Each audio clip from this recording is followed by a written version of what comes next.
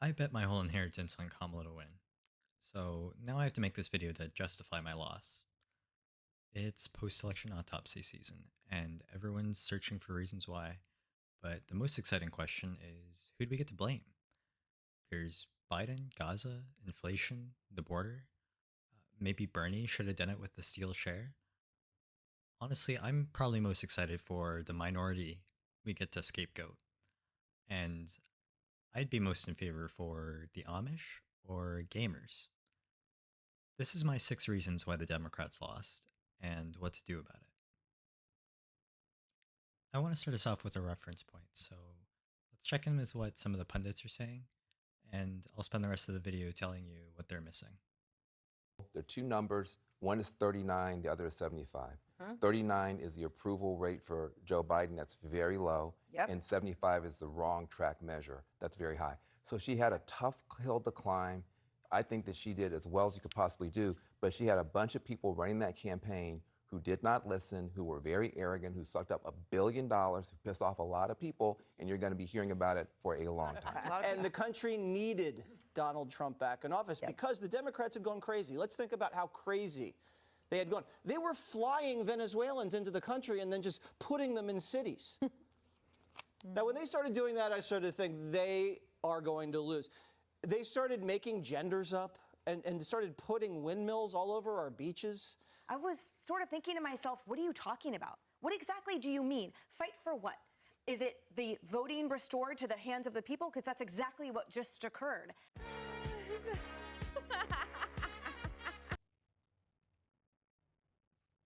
They called Democrats demonic, right? Conservatives have been crying for decades about the mainstream media because of alleged censorship and elitist bias. So they built their own media empire, and it's been a massive success. I haven't listened to all these, but there's a clear bias towards conservatives. I shouldn't even say bias, it's like 9 to 1. I count Joe Rogan, Tucker Carlson, Sean Ryan, Charlie Kirk. 4 of the top 5 endorse Trump. Dan Bongino. Theo Von, I say, is debatable because he's a comedian, not really news or politics, but he did have Trump on. Megyn Kelly, Ben Shapiro, and Candace. That's 9 conservatives. And what we have like Pod Safe America, which I love them, but it's 9 to 1. How? The live streaming stats look just as egregious. Where the heck is the streamer support for Kamala? Find me a single big name openly endorsing her. Hassan never backed her. Shout out to Charlie Kirk, I guess, who made the top streamer list twice by dual streaming. The guy's the kind of ground organizer the left wishes they had. He's all over these college campuses doing stochastic terrorism, but at least it's effective. Democrats can only dream of mobilizing like that. These are some of the more notable names in the political YouTube sphere.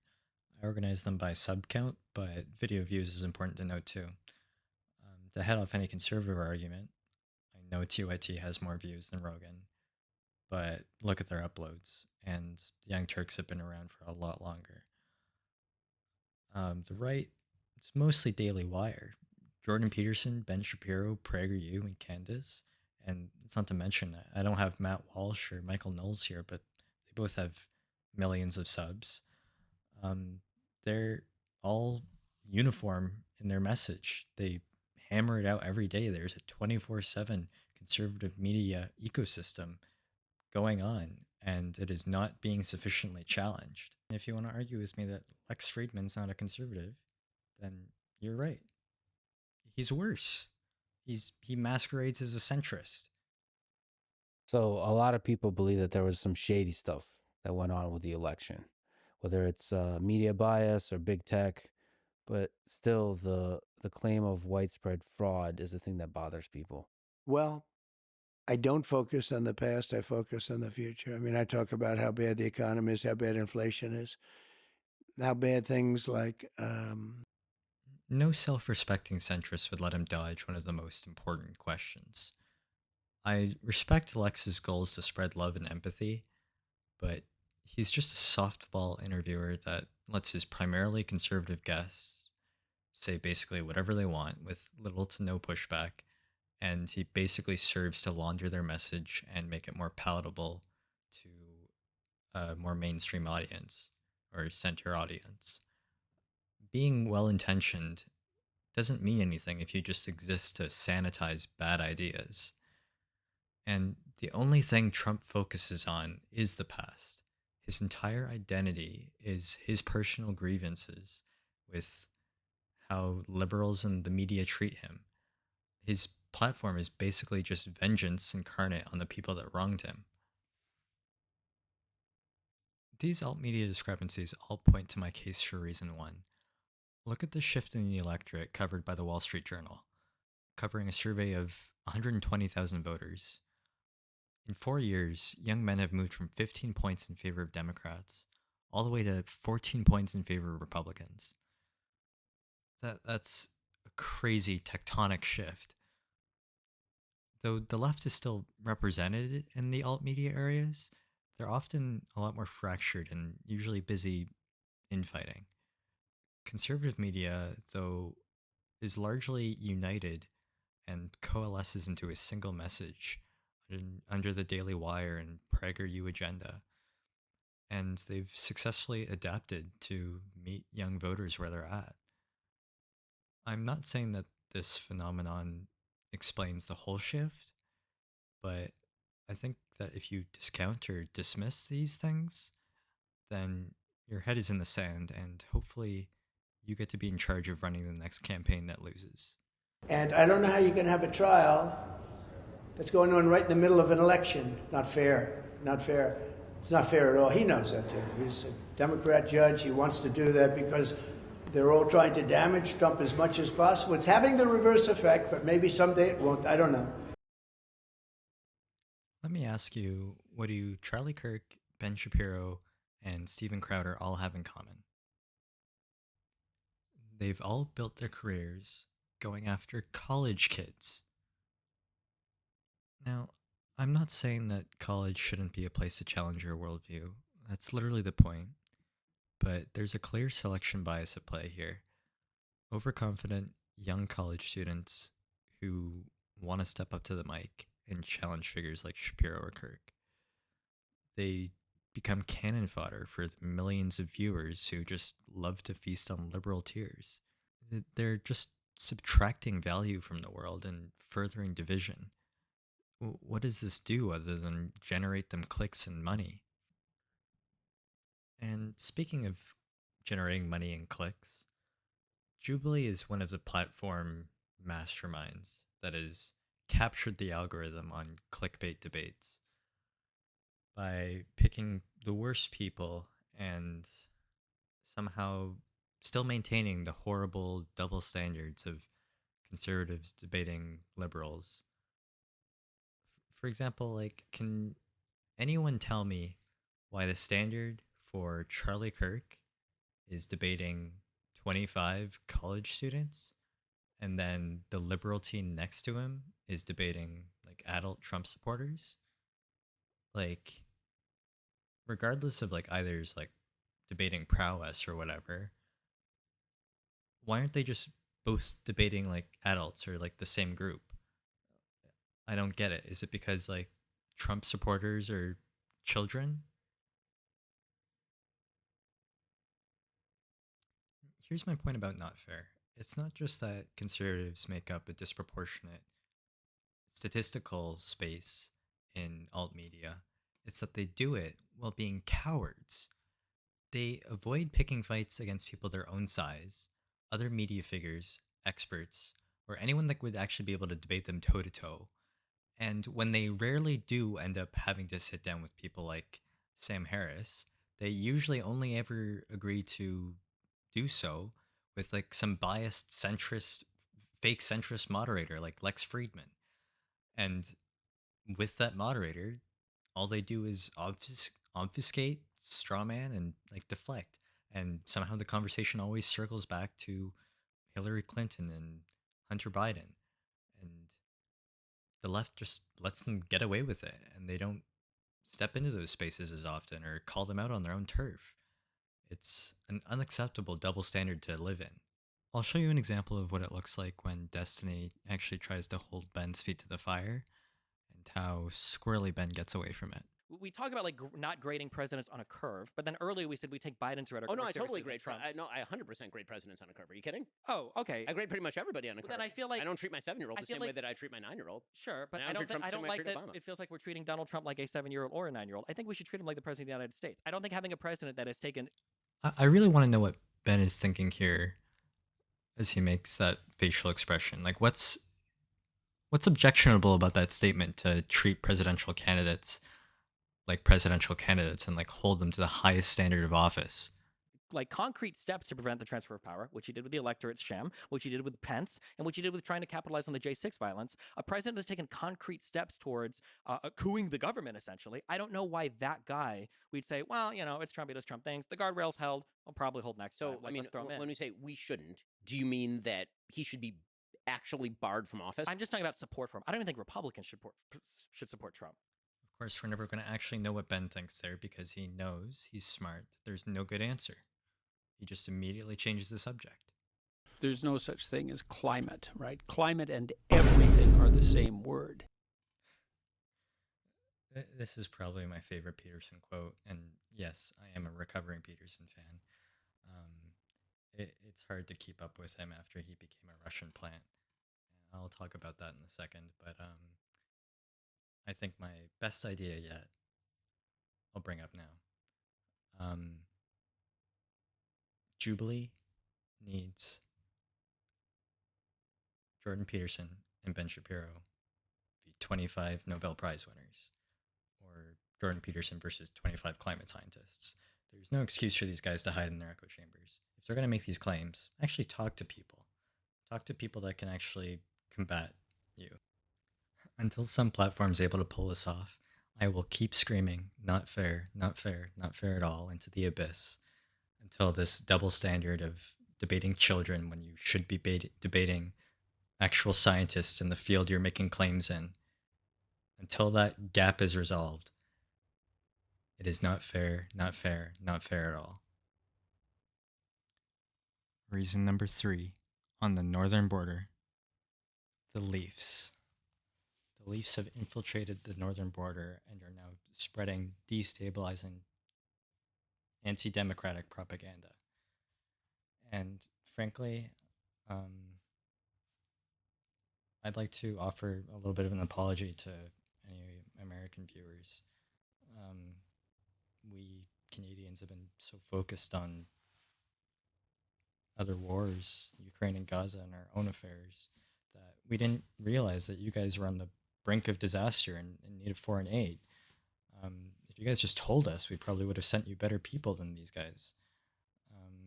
Did you know the U.S. is at the bottom of receiving foreign aid? Like, it's like zero. Like, they just like keep sending all this money to like other countries, and yeah, they get stuff from like trade back, but like they don't get donations. How much did Canadians donate to protect U.S. democracy this year? Zero. Sorry. Oops.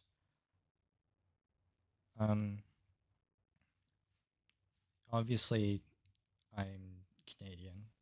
The Michigan sweater I was wearing is from a friend, a dear friend, who left it at my house a couple years ago, a couple months ago. And yeah, I hope you don't think less of me or my analysis. I just happen to be a democracy junkie, so I've been consuming a lot of democratic media. And the U.S. is a great democracy, so I've been following you guys. And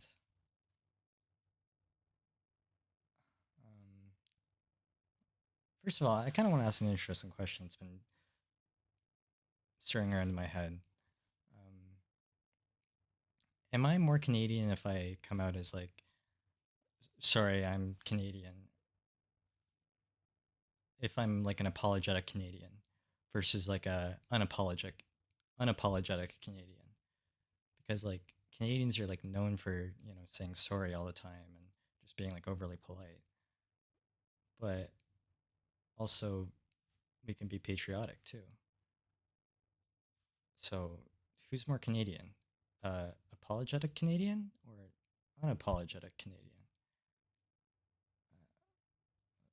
Let me know in the comments.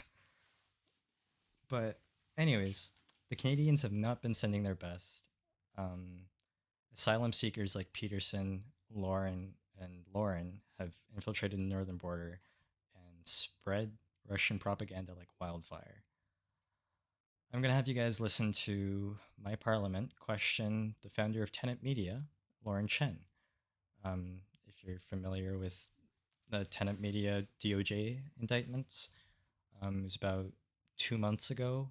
Your DOJ unsealed some early court documents, the early indictments about how these guys basically set up a company to obtain like Russian funding, and then they spread it along a bunch of influencers, which we'll learn about, to spread anti-Ukraine propaganda and anti-democratic propaganda. Just really like mess things up in our Western democracy. So there are a number of issues in here that I'd like to go over with you. But of course, first and foremost, I'd like to ask you, were you directly receiving payments from Russia today to proliferate the propaganda from the Russian government to your North American audience? For the reasons outlined in my opening statement, I have no comment. Ms. Chen, again, I'd ask you to reconsider. The allegations in this indictment are very serious, and your reach is quite far. And so I'd ask that you reconsider. Again, I'll ask you perhaps another issue. Are you aware that Canada imposed special economic measures against Russia today in 2022? For the reasons already given, I will not be answering this question. To them, but let me start with a straightforward question. Can you confirm that your name is indeed Ms. Lauren Chen, please, or Laura Chen? Which is it, please? For the reasons already given, I have no comment. She's screwed. Just for clarification, her opening statement was basically, since I'm under investigation in the US, I can't say anything here for fear of self-incrimination. So, yeah, I hope she gets proven innocent.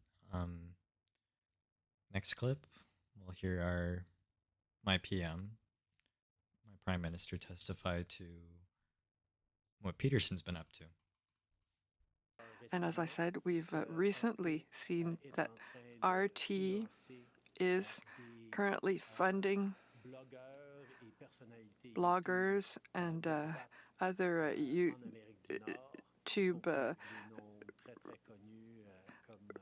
personalities of the right, such as Jordan Peterson, other names that are well known, and Tucker Carlson as well, in order to amplify messages that are destabilizing democracies. That would have been nice to know before he went on Rogan for the umpteenth time and said, "What do you mean by climate? And what do you mean by change? We have to be precise with our language." I want to go back to the Tenet Media thing and flesh it out a bit more. The story basically goes that two Russians working for Russia Today approach Lauren Chen, her husband, Liam Donovan, and they ask him to start a media company. They'll give him a bunch of money, which they'll use to attract conservative influencers to create content that furthers Russian interests, basically. So the influencers at this point, Benny Johnson, Dave Rubin, Tim Pool, and Lauren Southern, all come on and basically have different negotiations. And the first influencer, I'm pretty sure is Dave Rubin or Tim Pool, the two biggest ones, allegedly eventually agreed to make four videos per month for $400,000, and the other, according to the indictment, allegedly agreed to be paid $100K per video. And you might ask, if you were one of these influencers, you might question, okay, like, what am I doing? Like, what are my expectations? Like, what do you want as deliverables? Why am I worth all this money? And basically, during the negotiations, there's something really funny about how the Russians fabricated a Hungarian businessman named Edward Grigorian that was this basically angel investor for conservatives. And they created this whole like fake profile. And then the most hilarious thing is I'll show you the profile. The only thing in this whole profile that really stood out to intellectual giant Dave Rubin was this little excerpt about social justice. That's what stood out to him, and he was like, "I don't actually really want to work with like a social justice thing, or like, what do you mean by social justice? That's like kind of liberal or leftist." So, anyways, like that's the only thing he questioned, not the fact that they were getting all this money from nowhere. Ukraine is the enemy of this country. Ukraine is our enemy, being funded by the Democrats. I will stress this again. One of the greatest enemies of our nation right now is Ukraine. Benny and Tim released statements that they knew nothing about the Russians and that they were deceived by Lauren and Liam, and ultimately that they were the real victims of receiving millions of dollars in Russian money. So it either comes down to they knew where the money was coming from and failed to report it, making them anti-American traitors, or they didn't and are so severely incompetent they struggle with recaptchas and failed to do their due diligence and are just wholly unqualified to report news. So, frankly, yeah, Benny, I am suggesting otherwise, and I wish you success in your defamation lawsuits against me and many other people saying this. God knows you guys need it after losing the biggest defamation lawsuit of all time. And last thing, Timothy Poole suggested that he had full editorial control of the show and its contents. So I want to ask another question in the same vein as my question about Canadians, but I believe this one's got a much clearer answer, and it's, is it better if you had to change your content to fit Russian narratives, or if your existing content was already so in line that they just told you to keep it up? There are forces at play that are making us as Americans, I think, call into question certain fundamentals that we've always taken for granted. That is part of our pride. Freedom. Freedom. Freedom from the government making decisions about a person's body, a woman's body. Freedom to just be. Ours is a fight for freedom. Like the fundamental freedom of a woman to make decisions about her own body and not have her government tell her what to do. And we all remember how we got here. Donald Trump hand-selected 3 members of the United States Supreme Court to overturn Roe versus Wade. They did, and now 1 in 3 women in America lives in a state with a Trump abortion ban. Many with no exceptions for rape or incest. You know what? Let me say something about this. We're here because we're fighting for a democracy. Fighting for a democracy. And understand the difference here. Understand the difference here. Moving forward. Moving forward. Understand the difference here. What we are looking at is a difference in this election. Let's move forward and see where we are. Because on the issue, for example, of freedom of choice, that's okay. Oh, what the fuck was that? Why is my choice against Donald Trump some empty-suited platitude peddler that can't even start to explain what democracy is? Imagine if your high schooler came home from civics and careers and told you, today I learned democracy is maximizing abortions. You know, you're already fucked when democracy and abortion are at the top of the ballot for voters. But when your representation can't even begin to explain what it is, can't even begin to string together a coherent vision of like what it should be, like it's not just a slogan to parrot to focus groups. It's not an excuse to to dodge hard conversations like border security. It's it's more than that. It's the messy, imperfect process of disagreeable people making their voices heard. And it's about keeping institutions accountable and holding them to a higher standard. It's journalistic integrity and correcting articles when they get something wrong. It's speaking truth to power and not fearing for your life or the safety of your family or your livelihood. It's the agreement that people in your nation have something in common and they're willing to pay taxes to help people less fortunate. Democracy isn't just freedom from Trump, it's paving the infrastructure that enables the conditions for all Americans, all the citizens in the democracy to live a better, more free life. I Democracy is more than just what it isn't. And Kamala and her surrogates could have told that story. I wish they had. But I'm making this video mostly because I don't think it's too late to say it. What democracy actually is and making the case for it.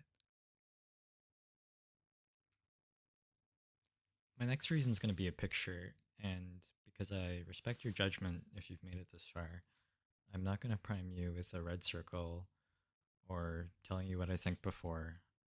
I'm just going to show you. This is Ben's 1v25 on Jubilee from earlier, and I'm going to play it muted for you first. See if you can guess what the picture is going to be.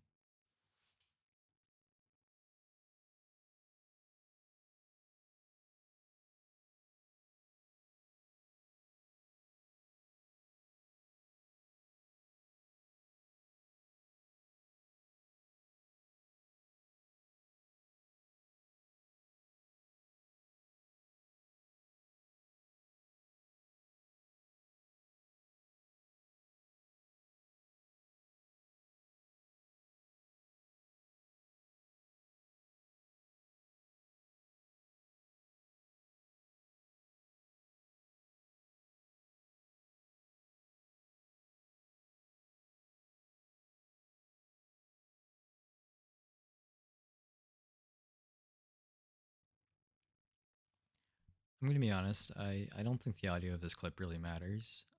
I'm still going to show it to you, but for the point I'm trying to make, it shouldn't really change your opinion.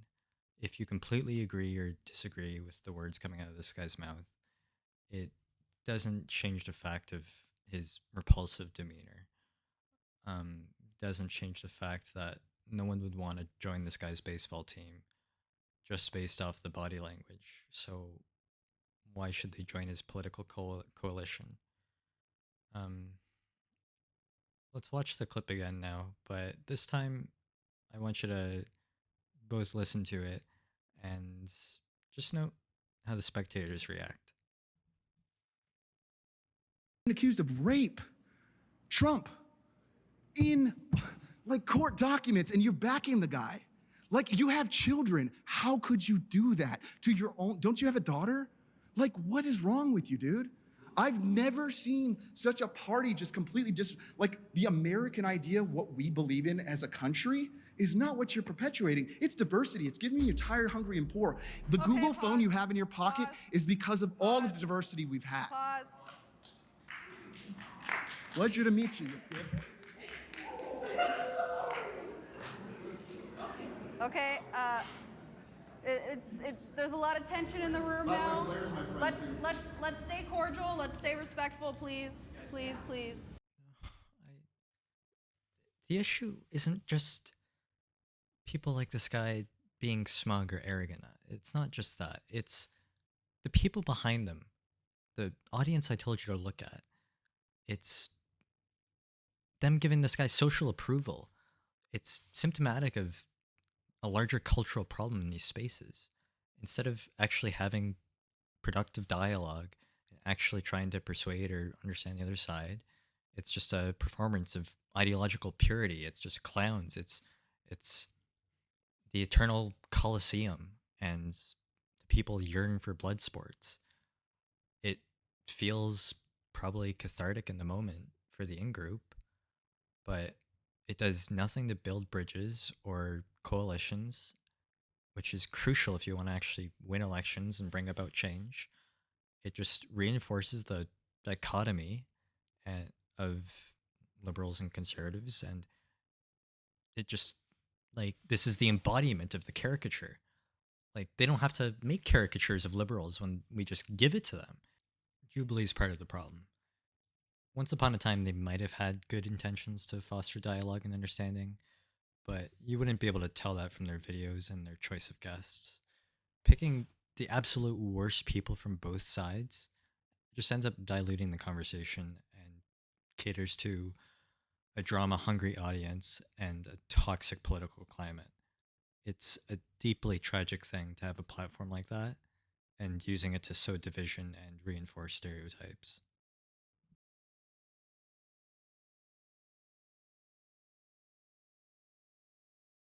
To how you view the importance of the public's trust and belief in the Department of Justice and your commitment to salvaging if necessary, restoring as needed, and upholding those ideals. Yeah, look, I couldn't agree with you more. It's not just that the department has to do justice, that it has to appear to do justice, and that the people of the United States has to believe that it does justice. Otherwise, people lose their faith in the rule of law. They take the law into their own hands. They become cynical about law enforcement, about public servants. I would like, for the time that I'm in the Justice Department, to turn down the volume on the way in which people view the department. I actually really like that response from Garland. It's like really insightful. I really appreciate the attempts to restore faith in the DOJ. I hope Republicans feel the same way. What's the vibe you get from this guy? Is he just a yes man? Is he some just squirrely little operator? What's your read on Merrick Garland? I think the real thing here is that the White House calls the shots. Why is it that the Justice Department ordered a raid of Mar-a-Lago? You know, they wouldn't so much as slap Joe Biden on the wrist when he's got all these classified documents, but I think he's just a tool of the White House. And I'll tell you, Jesse, they have weaponized this Justice Department like nothing we have ever seen in American history.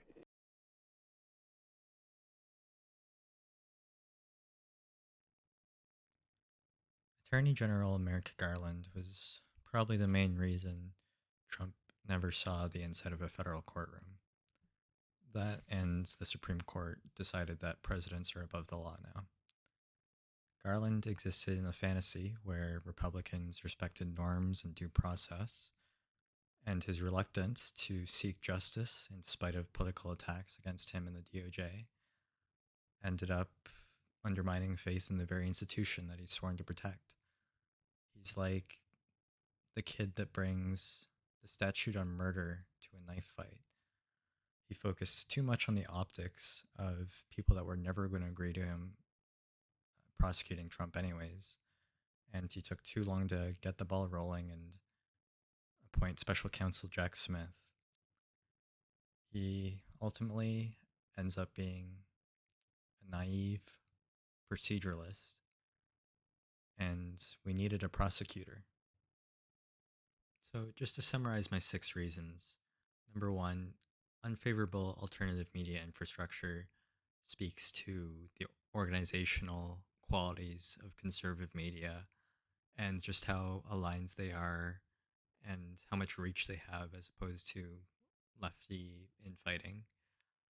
Reason number 2, uneven standards for behavior. There is no standards for conservatives. They have no journalistic integrity or adherence to the truth, whereas liberals actually have to go back and correct their articles sometimes, or they have to apologize when they get things wrong because they have to have some kind of fact-based reality.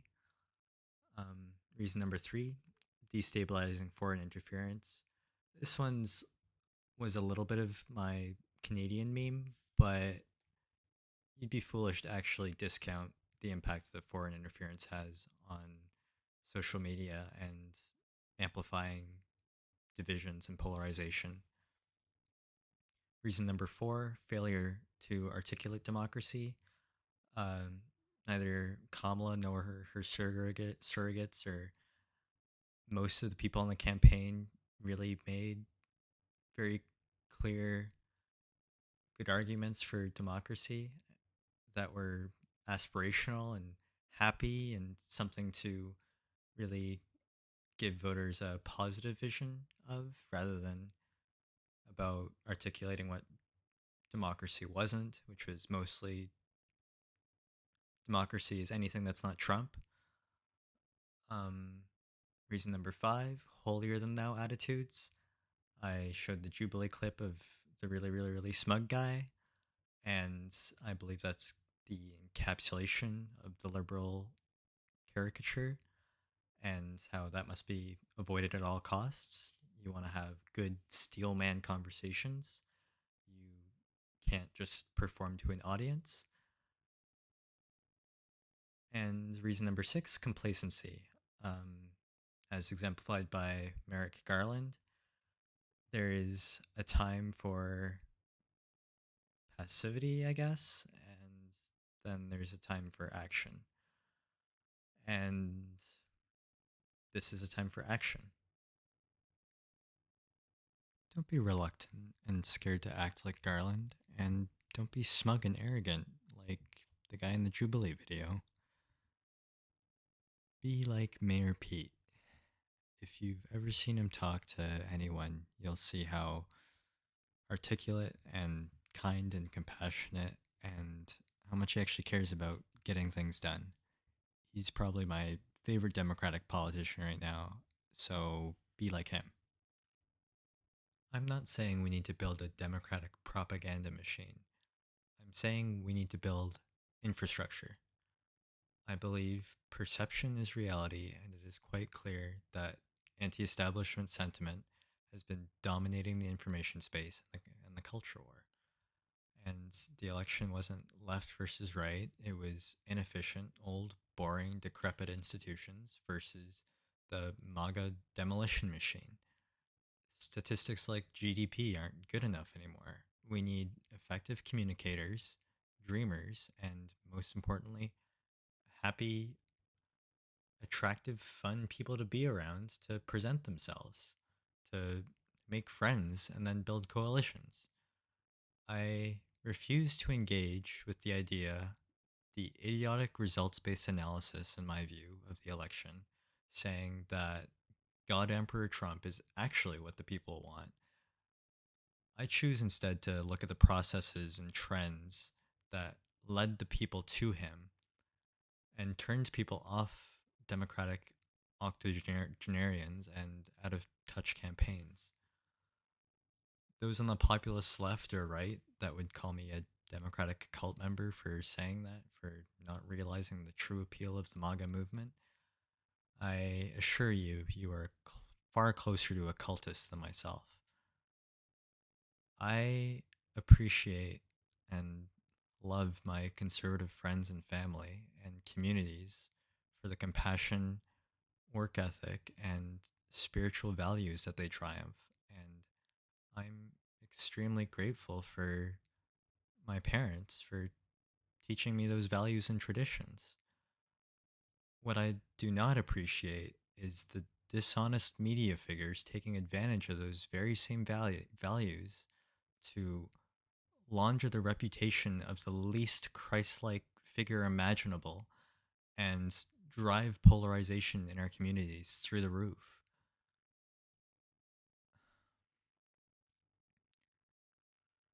Those are all my reasons for how the Democratic Party lost in 2024, and I hope it contributes to the self-reflection that we all need on a daily basis.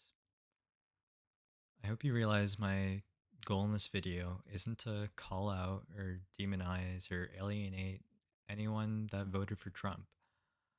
I draw a very specific distinction between the media influencers that should know better because it's their job and the working and middle class people that don't have as much time or interest in following elitist politics, and nor should they. That's completely fine.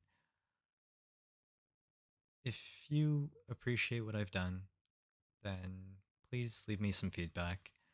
This is my first time really making a video like this, and I spent 2 days after the election just in bed, like mourning and doom scrolling and being depressed. And then I guess I decided I wanted to make something out of it and be productive with my emotions. So feedback would mean a lot to me, and if you want me to dig deeper on this kind of thing, then consider subscribing. And if you really want to help a poor foreign Canadian agent to the US, then you can join my Patreon. Thanks for watching, and good luck.